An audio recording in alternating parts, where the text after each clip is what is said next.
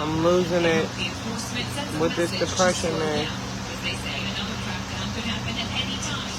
Like, I just can't get nobody to take my kids.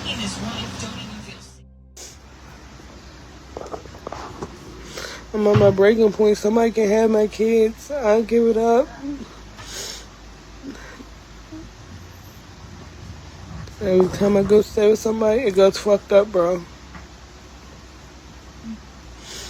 I'm on my breaking point. I don't care who takes them. His side of the family at this point. Him. I don't care.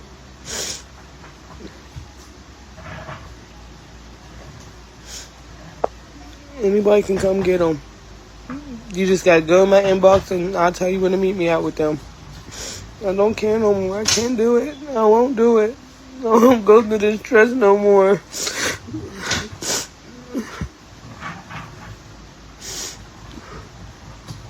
I wanted to be a mom so bad. Now, I don't want to be a mom. I don't want to be a parent. I don't want none of it anymore.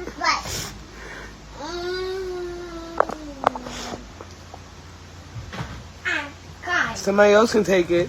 I don't want to take it no more. Sissy, you be the speaker. And I will be the bad guy. Sissy, hello. Go get your cup. You act like you wanted something to drink. Go get that cup right there. Sissy. You was crying about it. You wouldn't even give me a minute to put the juice in there. Go get your juice. Sissy. Look, I just can't, Mom. Go get your own cup. Fuck, I got the same juice in there. I can't do it no more. I won't do it. Catch you, Buck. I'm going to catch you. Buck, catch you. Buck, who are you? I just want to be to myself.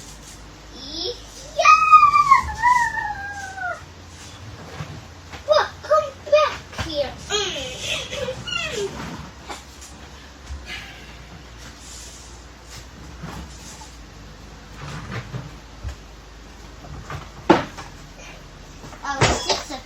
I can't even get to the fucking store because I don't have fucking shoes. Oh, shit. In the lip around. And you sit in the lip around.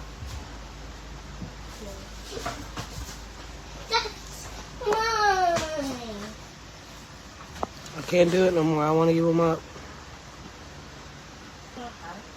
Not to the system, but to somebody. I just, my life ain't going right now.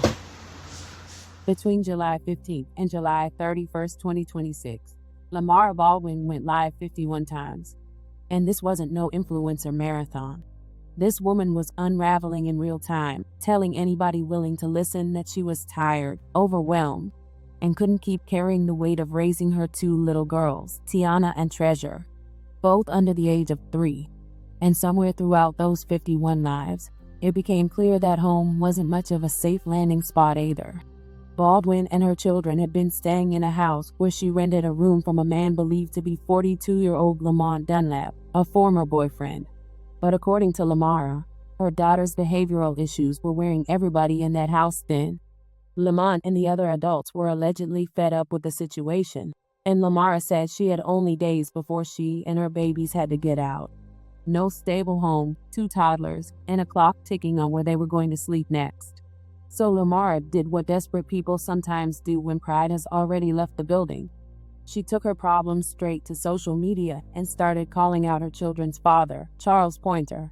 Baldwin begged that man, pleaded with him, then eventually started demanding that he come get his daughters, even if it was only temporary, until she could get herself back on her feet. According to what she shared publicly, those cries were met with silence.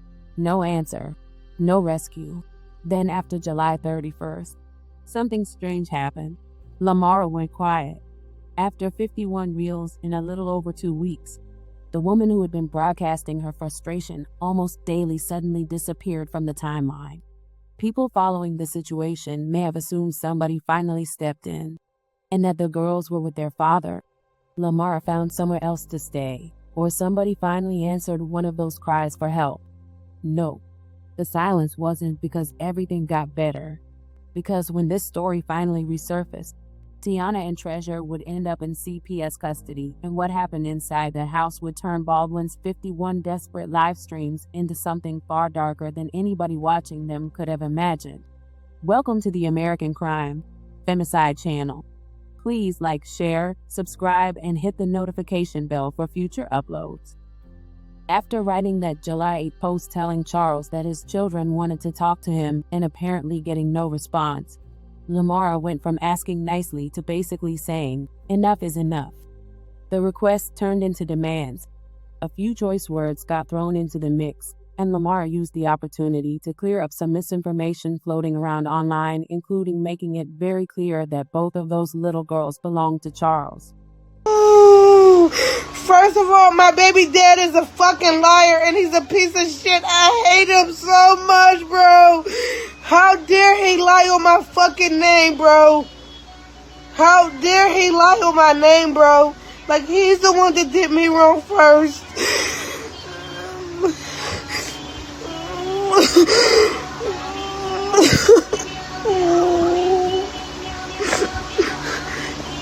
He lies on my name. My name. Oh. No. Oh, I'm the one that said that them kids wasn't his. No, I said you don't do shit for them kids. For my kids. What do you do for them? Nothing. You put bitches and weed before my kids, bro.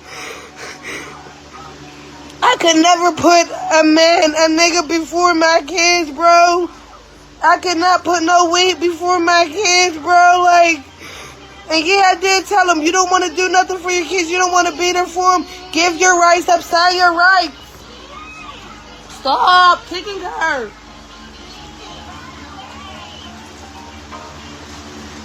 I did say that, yes, because he's not doing nothing. He's not helping me. But he wants to go lie to my bro. Somebody that I know, not him. He don't know him. But you want to make lies up to him. No, tell your part. You're the one out here sending pictures. You're the one out here smoking weed, putting weed and all this before your kids and all these bitches and everybody else and everything else. You're the one that did wrong, but you want to call somebody that I know and make it like it's me and not you, like it's not, like you have nothing to do, like you're fucking innocent. No, you're not. All you do is spend both of your income, Social Security, whatever, on weed. No, he's not about to fucking put me down, bro. He's not about to make it seem like it's me, bro. I haven't cheated. I didn't cheat. He cheated first. He cheated. He's the one that's been talking to other bitches, bro. But it's all me. It's all me, bro. Like, why do my life have to be like this? I wish I knew he was like so. I would have never had kids by that stupid, dumb bitch, bro. Like, he's fucking dumb, stupid. Like, bro, like, oh my God, bro. Like, why is he making it like it's me? That's not fair. He never admits to none of his wrongs, bro. No, man, that's not fair, bro. I told him these kids wasn't his. I told him. Oh, man, he's all fucking lies, bro. He ain't never gonna admit to his wrongs, bro. Like, oh, man. Ooh. At this point, Baldwin wasn't holding much back. She looked exhausted, sounded frustrated, and more importantly, she appeared to be a woman operating on a deadline. She and her children had to leave that house. Lamont could occasionally be heard in the background during some of these live streams, apparently frustrated about the noise in the house and some of his belongings allegedly coming up missing. And the more tense things became inside that home, the more Lamara's live streams changed. What started as "come get your kids" became "somebody please help me."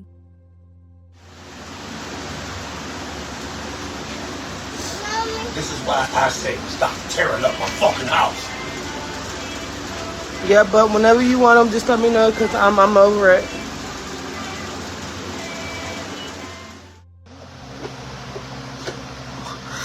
I can't keep dealing with him yelling at this man yelling at me. The man that I'm staying with, I can't keep dealing with MJ yelling at me, yo. I can't keep dealing with this. I'm going to enough with my kids' dad.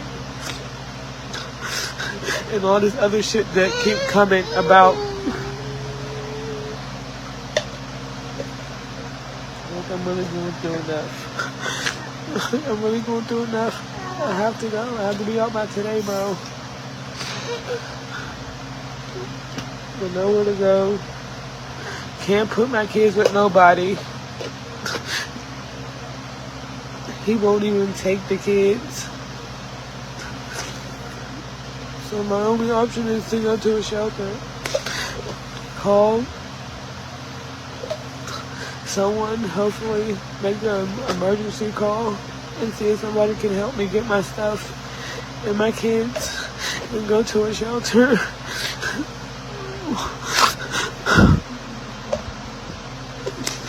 And if I really have to go that route, I don't want to hear from nobody. Because right now I don't got no money to make it nowhere else. I asked everybody that I know if they can help, and when I got paid, I will pay it back. But no one wants to help me.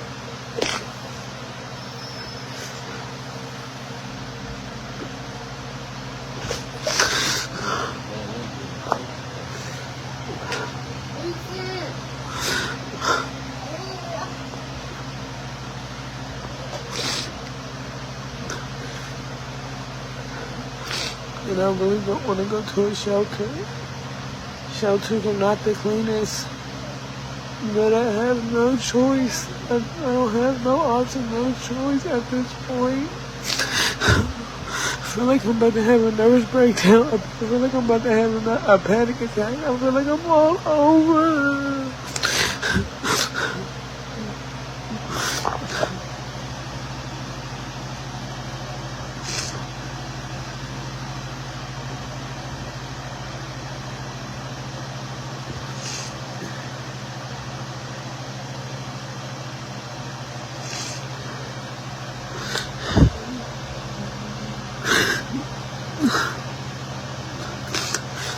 This MJ just keeps yelling at me, trying to control my phone, saying, oh, that phone ain't helping you with a roof over your head. It's not helping you with this. It's not helping you with that. Like, I don't need that. I need somebody to be here for me.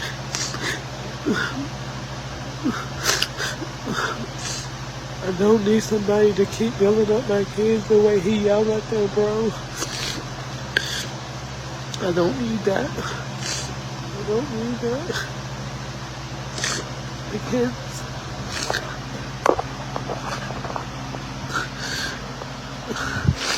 I don't need that.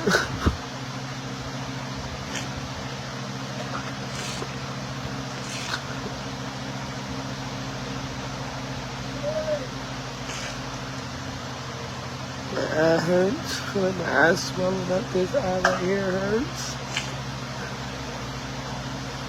I can't deal with this mentally, physically, and emotionally. It's abuse. That's what it is. It's abuse from both. From my kids' dad doing what he's doing to me, to MJ doing what he's doing to me. And both of them said, I'm gonna be here for you. If you need anything, let me know. Nobody has not been here for me, bro.